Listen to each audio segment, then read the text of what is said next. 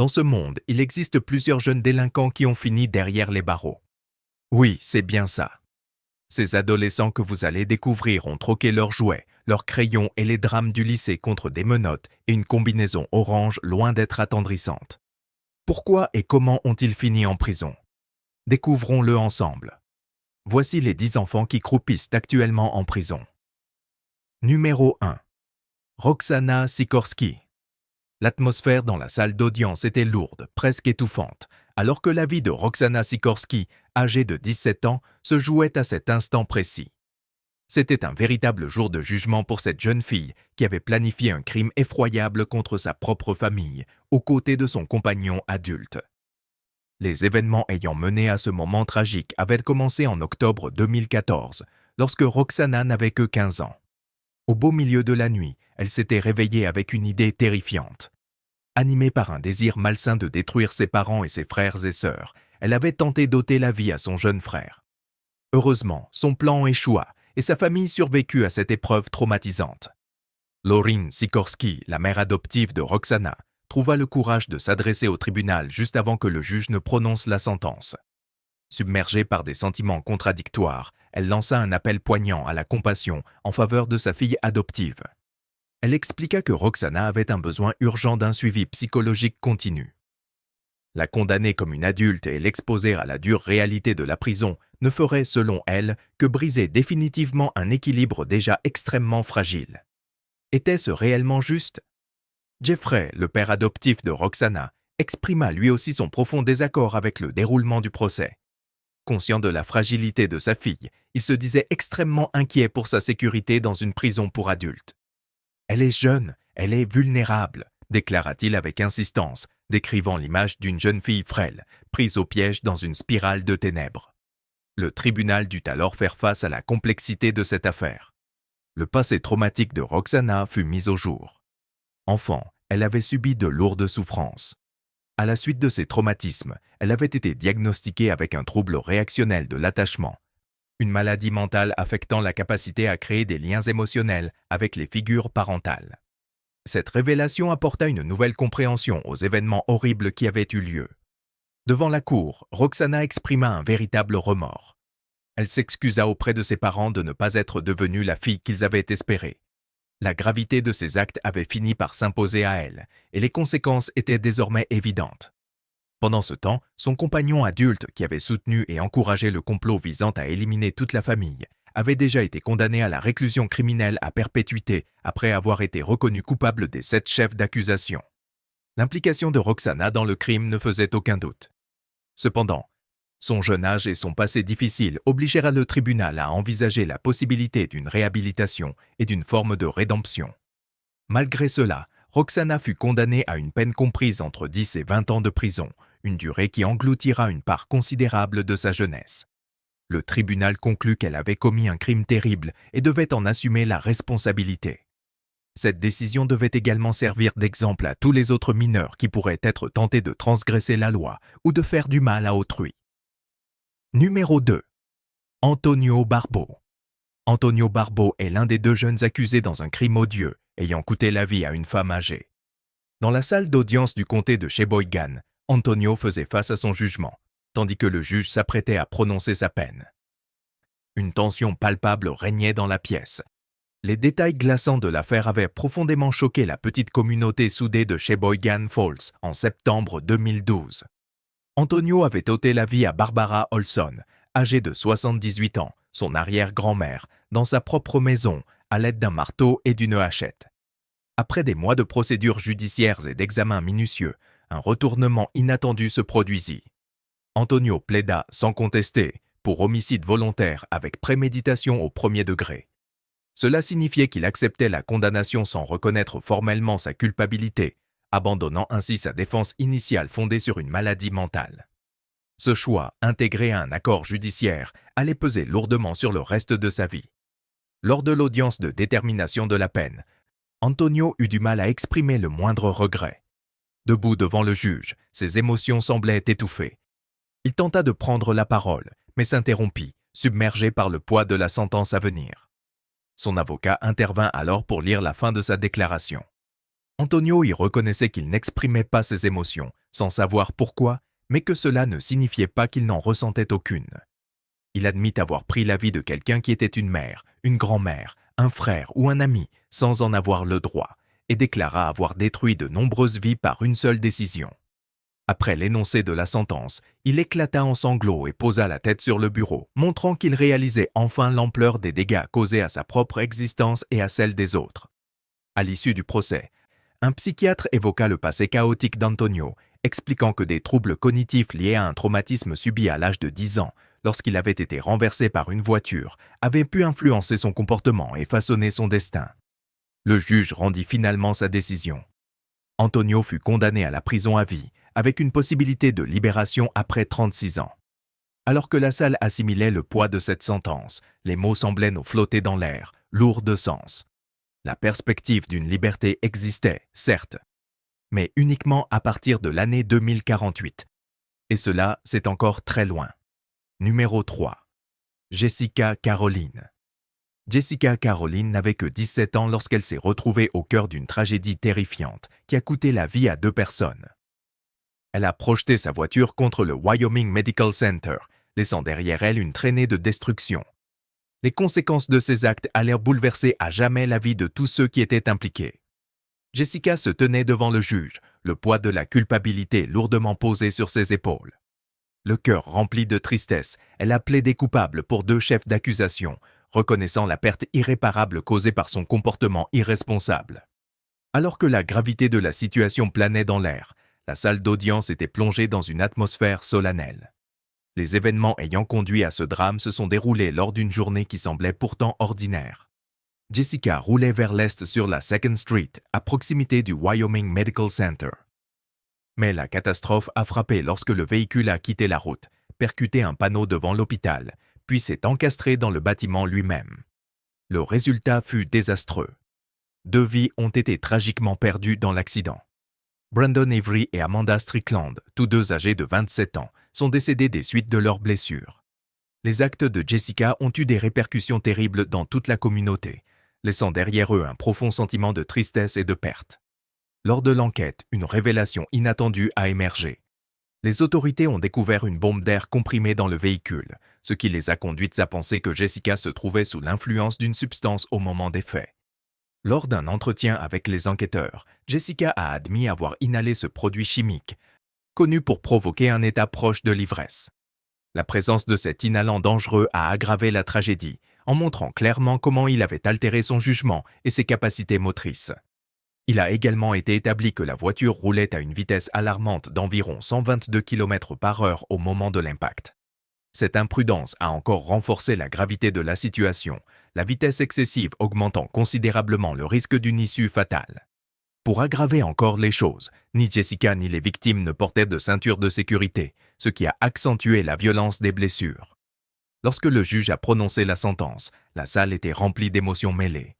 Le destin de Jessica a été scellé lorsqu'elle a été condamnée à une peine comprise entre 12 et 16 années de prison. Son visage était marqué par la douleur lorsqu'elle s'est adressée au tribunal, submergée par les regrets. Ce procès a servi de rappel brutal des conséquences désastreuses des décisions irréfléchies. Des vies ont été perdues, des familles ont été brisées, et une communauté entière a dû faire face aux retombées de ce drame. Numéro 4. Les frères Bever. En l'année 2015, la famille Bever a été propulsée sous les projecteurs nationaux à Broken Arrow, dans l'Oklahoma, lorsqu'un acte de violence effroyable a coûté la vie à 5 membres de la même famille.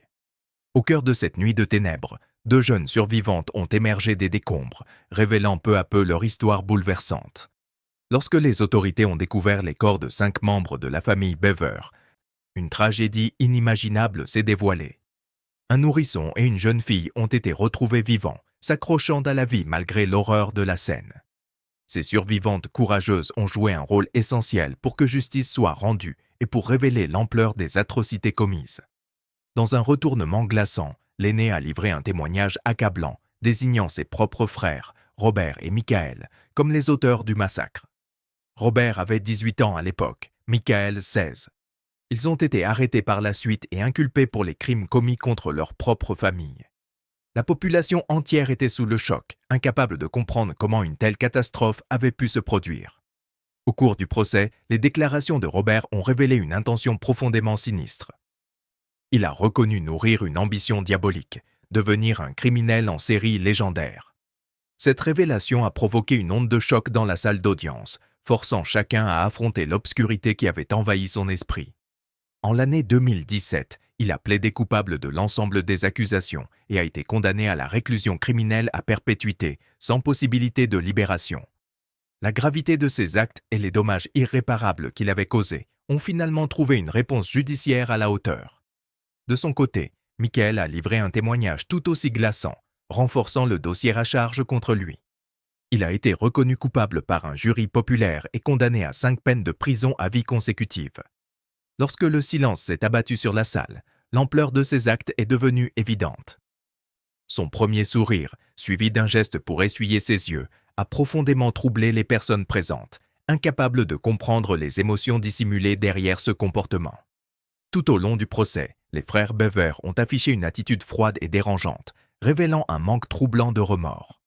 Cette distance émotionnelle n'a fait qu'accentuer la perplexité du tribunal, cherchant à saisir les motivations derrière des actes aussi inconcevables commis contre leur propre famille. La salle d'audience est ainsi devenue le théâtre des aspects les plus sombres de la nature humaine, remettant en question les fondements des conventions sociales et exposant les profondeurs de la cruauté humaine. L'histoire de la famille Bever restera gravée dans la mémoire collective de Broken Arrow comme un rappel sombre de la fragilité des liens familiaux et de la force destructrice du mal lorsqu'il n'est pas contenu. Numéro 5. Sierra Halsett. Le destin de 2 jeunes gens s'est joué dans une salle d'audience marquée par la tension et la tristesse. Sierra Halsett, 16 ans, et son petit ami Aaron Guerrero, 18 ans, faisaient face à la justice. Leur crime, aussi odieux qu'inhumain, venait d'être révélé. Sierra avait ôté la vie à son propre père, Daniel Halsett. Avec l'aide d'Aaron, ils l'ont attaqué à coups de couteau, avant de tenter de manipuler son corps dans une tentative macabre d'effacer leurs traces. Ils ont ensuite pris sa voiture pour fuir les conséquences de leurs actes. Ce drame s'est déroulé en avril 2021. Une fille a tué son propre père, l'homme qui aurait dû être son protecteur, son guide.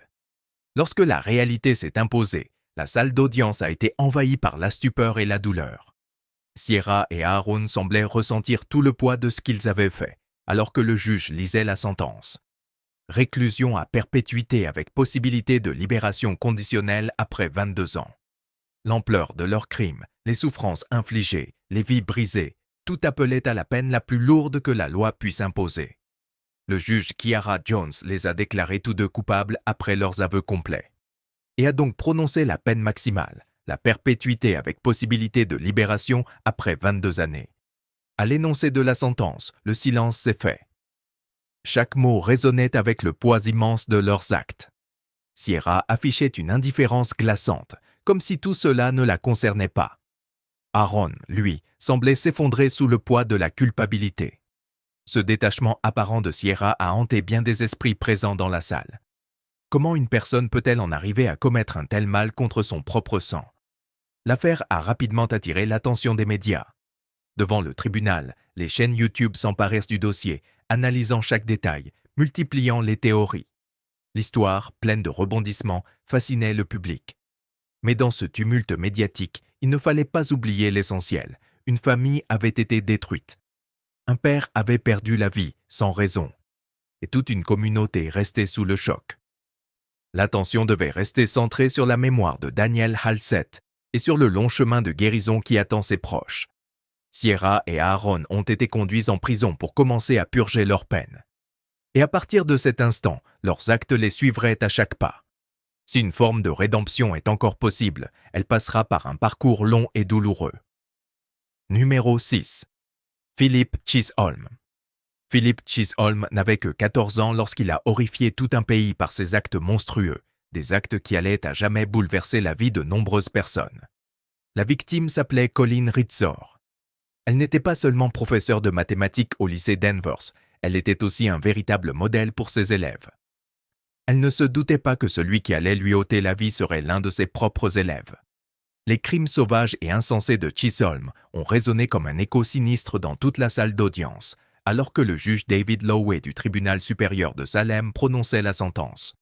Le juge a salué la vie discrète mais héroïque de Colleen Ritzer, en soulignant que les vagues de cette tragédie continueront à frapper, encore et encore, tous ceux qu'elle a touchés. La gravité des actes de Chisholm exigeait une réponse ferme et inébranlable de la part du système judiciaire. Son avocat tenta de construire une défense basée sur une maladie mentale, cherchant à expliquer l'inexplicable. Mais le jury rejeta catégoriquement cet argument. Philip fut tenu entièrement responsable de ses actes. Le tribunal l'a alors condamné à la réclusion criminelle à perpétuité, avec possibilité de libération après 25 ans, et à 40 années supplémentaires pour les chefs de cruauté et de vol. Sa mère, Diane Chisholm, pleura en silence dans cette salle d'audience marquée par la souffrance. Accablée de chagrin et de culpabilité, elle profita de l'audience pour présenter ses excuses les plus profondes à la famille Ritzer, reconnaissant la douleur irréparable causée par les décisions irrationnelles de son fils. Son chagrin planait dans l'air, mettant en évidence l'étendue des dégâts causés par Chisholm dans les deux familles impliquées. Tout au long du procès, Philip resta de marbre. Son visage impassible évoquait celui d'un joueur de poker, incapable d'exprimer la moindre émotion. Ce manque de remords et d'empathie a provoqué une onde de choc dans le tribunal. Beaucoup étaient déconcertés.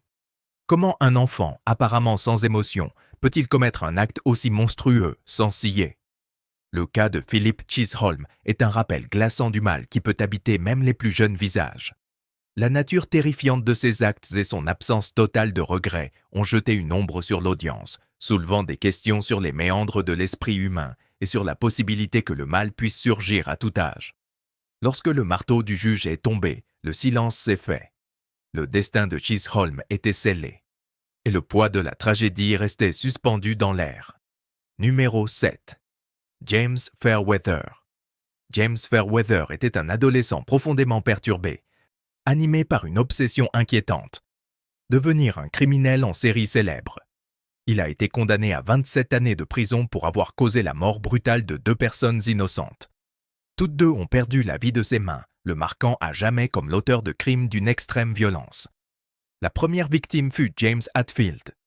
Il a subi des lésions cérébrales irréversibles après avoir été attaqué par Fairweather le 24 mars 2014 et n'a pas survécu à ses blessures. 3 mois plus tard, James a de nouveau frappé.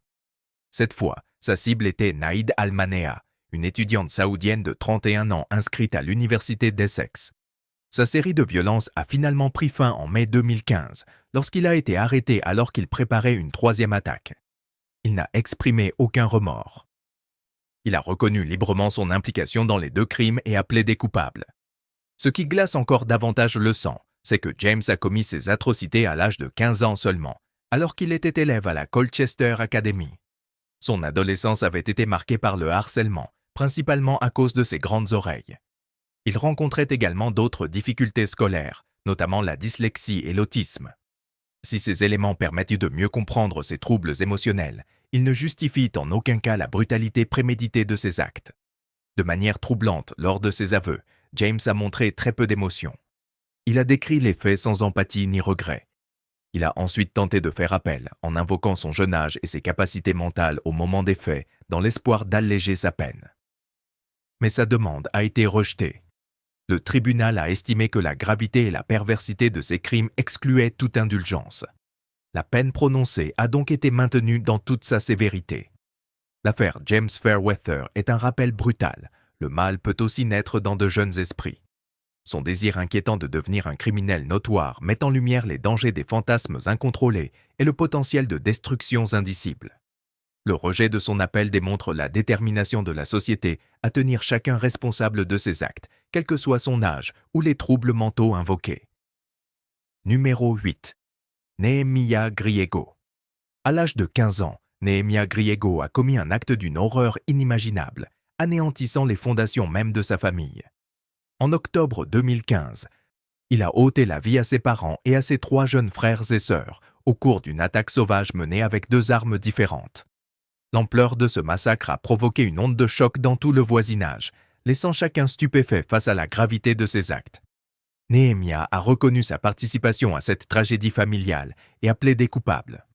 Dans un premier temps, un juge pour mineurs avait demandé une peine adaptée à son âge, puisqu'il était encore adolescent au moment des faits. Mais en l'année 2019, cette décision a été annulée et Nehemia a finalement été jugé et condamné comme un adulte. Lors de sa détention, il a choisi de coopérer avec la police sans la présence d'un avocat. Dans son aveu, il a déclaré que ses actes étaient été motivés par une haine profonde envers sa mère. La brutalité du crime, combinée au nombre de victimes, justifiait une peine pouvant aller jusqu'à 120 années de prison. Au final, Nehemia a été condamné à 3 peines de réclusion à perpétuité purgées simultanément, avec déduction des 6 années et 285 jours déjà passés en détention. Cela signifiait qu'il devrait purger au minimum 30 ans de prison avant de pouvoir prétendre à une éventuelle libération. Dans une salle d'audience chargée d'émotions, Nehemia est resté silencieux pendant la lecture de la sentence. Si son apparente impassibilité pouvait masquer une souffrance intérieure, il a tout de même exprimé des regrets et présenté ses excuses à sa famille. Selon les témoignages, il s'est montré calme, posé, profondément affecté. Cette attitude a ajouté une dimension supplémentaire à la tragédie, en interrogeant la compréhension que la société peut avoir des causes profondes de tels crimes. Même s'il est difficile de saisir l'étendue de sa détresse psychologique, ses excuses laissaient transparaître une réelle conscience de la perte irréversible qu'il avait infligée. L'histoire de Nehemia Griego est un rappel saisissant de la fragilité de la vie humaine et de l'imprévisibilité du comportement humain, en particulier chez les jeunes. Elle souligne l'importance cruciale des systèmes de soutien en santé mentale, de l'intervention précoce et de l'accompagnement familial pour identifier et traiter les problèmes profonds avant qu'ils ne mènent à des conséquences aussi dévastatrices. Numéro 9. T.J. Lane. T.J. Lane était un ancien élève du lycée Chardon qui, à l'âge de 17 ans, nombreuses personnes en commettant un acte de violence d'une extrême brutalité. Le 27 février 2012, le chaos a éclaté lorsque Lane a tué 3 élèves de la Chardon High School et en a blessé 3 autres. Des témoins ont rapporté qu'il avait des problèmes personnels avec l'une de ses victimes, avec qui il partageait le même bus scolaire. Armé d'un pistolet de calibre 22, Lane a ouvert le feu sur les élèves, laissant derrière lui une scène de carnage. Les conséquences de ces actes ont été dramatiques. 2 des élèves blessés ont été hospitalisés et l'un d'eux est resté paralysé à vie. Les blessures physiques et psychologiques infligées aux survivants ont plongé toute la ville dans un état de choc.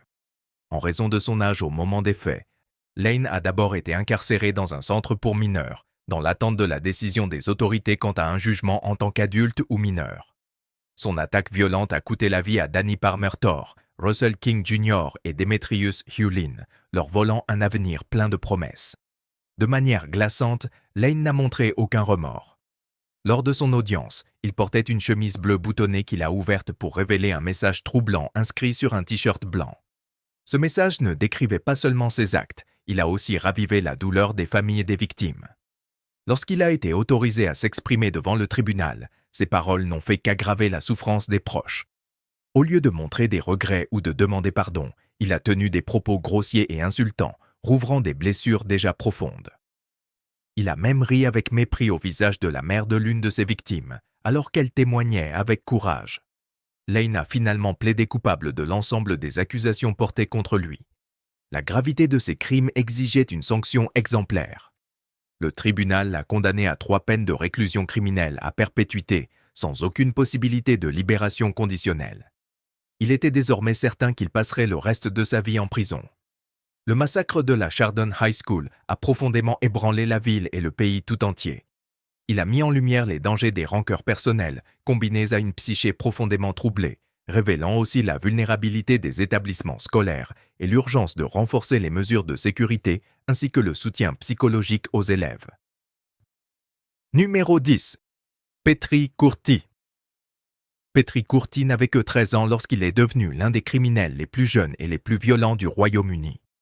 Après la levée d'une interdiction de publication, le juge a autorisé la divulgation de son identité. L'enfant a été reconnu comme étant Petri Kurti et condamné à une peine minimale de 12 ans de prison pour la mort sauvage de Glynis Bensley. Le crime, d'une brutalité extrême, a été filmé par des caméras de vidéosurveillance, révélant toute l'ampleur de la violence de Kurti. Les images montrent le jeune agresseur attaquant Glynis Bensley, lui ôtant la vie et piétinant son visage. Après cet acte atroce, il a couru jusqu'à un parc voisin à Smethwick, dans les West Midlands, où il s'est vanté sans aucune honte de ce qu'il venait de faire. La violence inouïe du crime a profondément choqué la communauté et dévasté la famille et les amis de Glynis Bensley. Zoïb Majid, le co-accusé de Courtty, a également été reconnu responsable de sa participation. Il a été condamné à 10 années de prison. Lors de la lecture du verdict, le juge John Warner a mis en avant le passé chaotique de Courtty, soulignant le manque de limites et de structure dans son environnement familial. Le tribunal a estimé que les parents du garçon n'avaient pas pris la mesure de la gravité de ses actes, reportant la faute sur d'autres et renforçant ainsi son refus d'assumer ses responsabilités. Selon la Cour, Courtty et Majid ont expliqué avoir pris Glynis Bensley pour un homme, en raison de sa tenue vestimentaire et de sa coiffure. Après le procès, Courtty a été reconnu coupable. Son passé inquiétant a également été évoqué. Des accès de violence répétés et plusieurs condamnations antérieures pour tentative de vol, agressions en vue de voler et coups et blessures, un historique alarmant pour un enfant d'un âge aussi jeune.